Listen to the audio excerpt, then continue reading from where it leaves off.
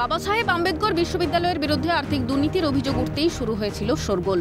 মূলত বিশ্ববিদ্যালয়ের বিএডে ভর্তি এবং কলেজের অনুমোদন দেওয়ার ক্ষেত্রে কিছু অবৈধ কারবার তথা আর্থিক দুর্নীতির ঘটনায় তদন্তের নির্দেশ দিয়েছিল উচ্চশিক্ষা দপ্তর।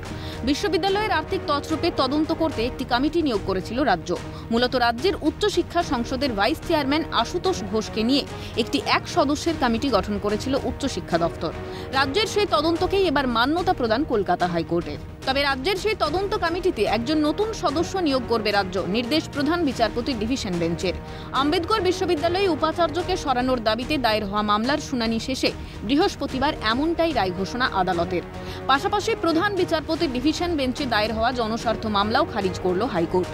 এখন আদালতের সম্মতি পাওয়ার পর রাজ্যের তৈরি সেই তদন্ত কমিটির অনুসন্ধানে বিশ্ববিদ্যালয়ের অন্দরের অসাধু কারবার সংক্রান্ত নয়া কোনো তথ্য প্রকাশ্যে আসে কিনা সেটাই দেখার। অভিরূপা হাজরার রিপোর্ট, ক্যালকাটা নিউজ।